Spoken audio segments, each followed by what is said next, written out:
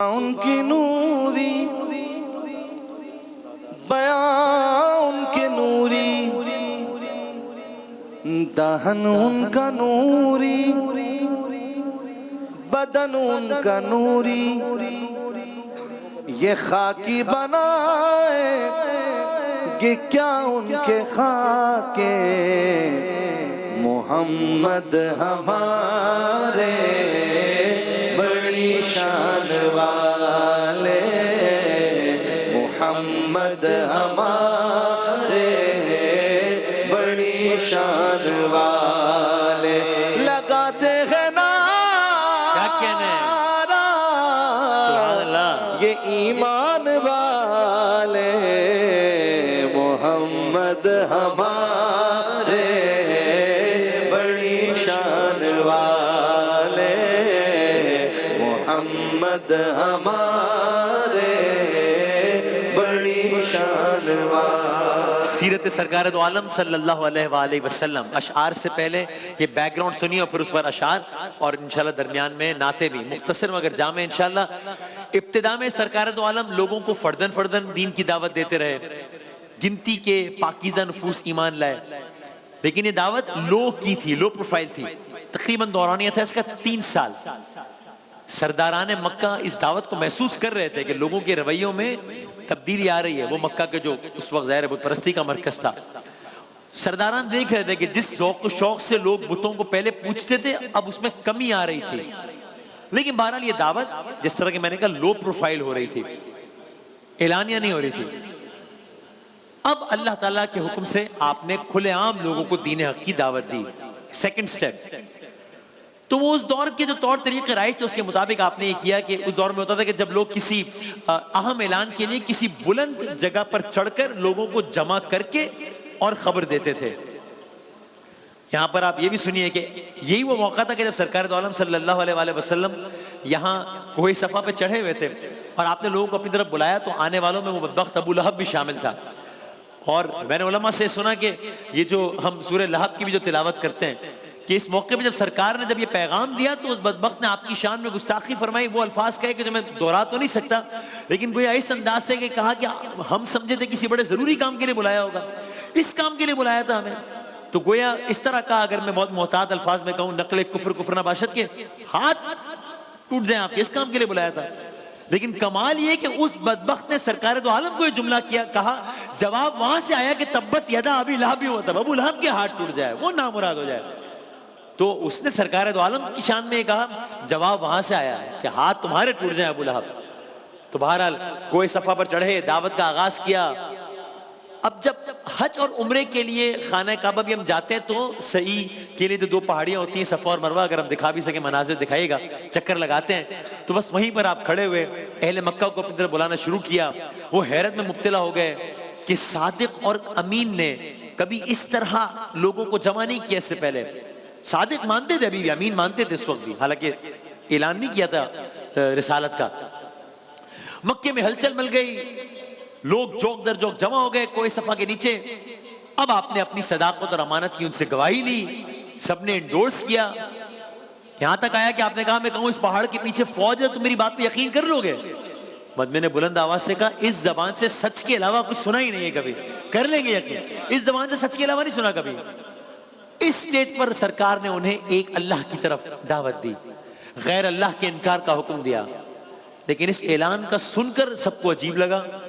مجمع میں چہمگوئیاں ہونے لگیں، آوازیں بلند ہونا شروع ہو گئیں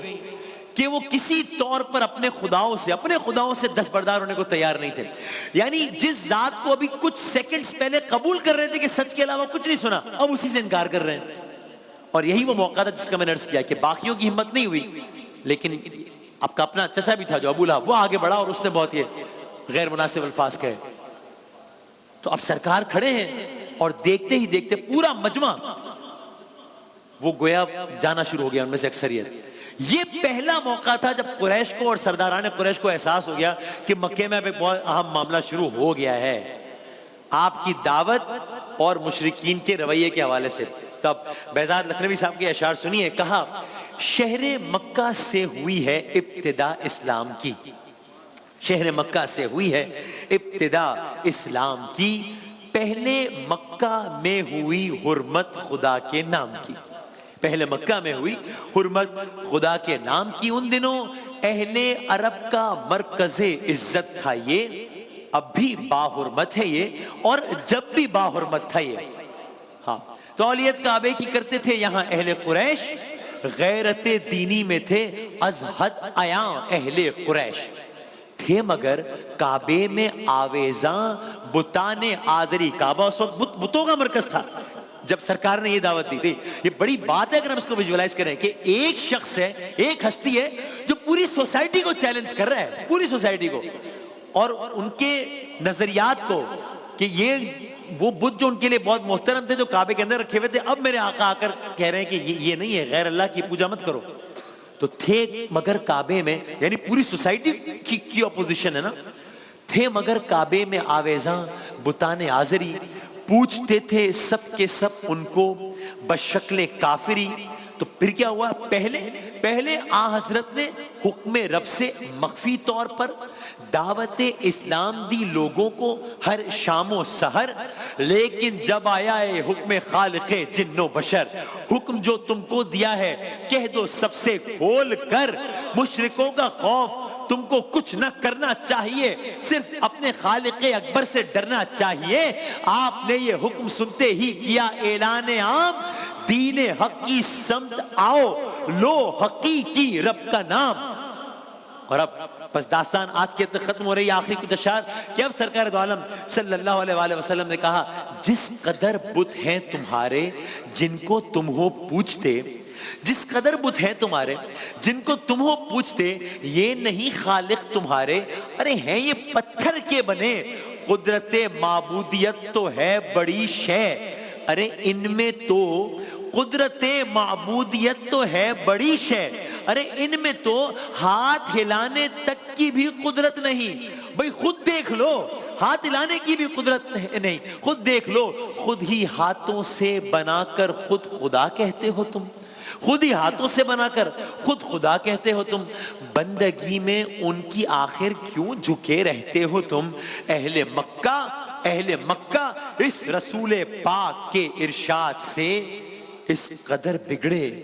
کہ بربادی پہ ان کی تل گئے. سلام اس پر جو سچائی کی خاطر دکھ اٹھاتا تھا، سلام اس پر جو سچائی کی خاطر دکھ اٹھاتا تھا، سلام اس پر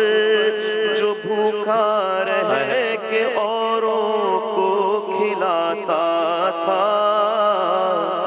سلام اس پر کہ جس نے بے کسوں کی دستگیری کی، سلام اس پر کہ جس نے بادشاہی میں فقیری کی، سلام اس پر کہ جس نے خون کے پیاسوں کو قبائیں دی، سلام اس پر کہ جس نے خون کے پیاسوں کو قبائیں دی، سلام اس پر کہ جس نے گالیاں سن کر دعائیں دی، سلام اس پر کہ جس نے گالیاں سن کر دعائیں دی، سلام اس پر کہ اسرار محبت جس نے سکھلائے، سلام اس پر کہ اسرار محبت جس نے سکھلائے، سلام اس پر کہ جس نے زخم کھا کر پھول برسائے، سلام اس پر کہ جس نے زخم کھا کر پھول برسائے. میں نثر میں کچھ اشعار پڑھتا ہوں، پھر آپ ایک شعر اور پڑھ کے اس اختتام کرتے ہیں سیگمنٹ کا کہ سلام اس پر کہ جس کا ذکر ہے سارے صحائف میں،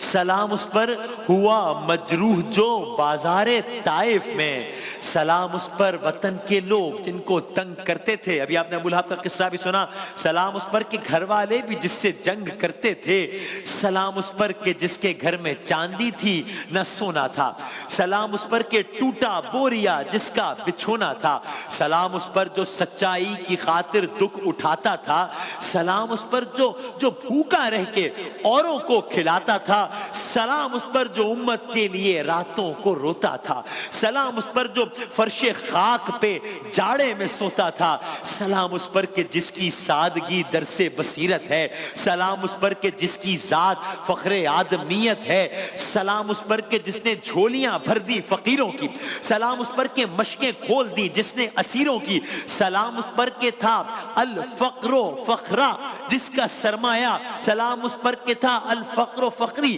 جس کا سرمایہ، ارے سلام اس پر کہ جس کے جسم اتھر کا نہ تھا سایہ، سلام اس پر کہ جس نے فضل کے موتی بکھیرے ہیں، سلام اس پر بروں کو جس نے فرمایا کہ میرے ہیں، سلام اس پر کہ جس کی چاند تاروں نے گواہی دی، سلام اس پر کہ جس کی سنگ پاروں نے گواہی دی، سلام اس پر کہ جس نے چاند کو دو ٹکڑے فرمایا، ارے سلام اس پر کہ جس کے حکم سے سورج پلٹ آیا، سلام اس پر فضا جس نے زمانے کی بدل ڈالی، سلام اس پر کہ جس نے کفر کی قوت کچل ڈالی، آخری اشعار، سلام اس پر شکستیں جس نے دی باطل کی فوجوں کو، سلام اس پر کہ ساکن کر دیا طوفان کی موجوں کو، سلام اس پر کہ جس نے کافروں کے زور کو توڑا،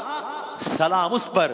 کہ جس نے پنجے بیداد کو موڑا۔ تیری صورت تیری سیرت تیرا نقشہ تیرا جلوہ، تبسم گفتگو بندہ نوازی خندہ پیشانی، تیرا در ہو میرا سر ہو میرا دل ہو تیرا گھر ہو، تمنا مختصر سی ہے مگر تمہید طولانی۔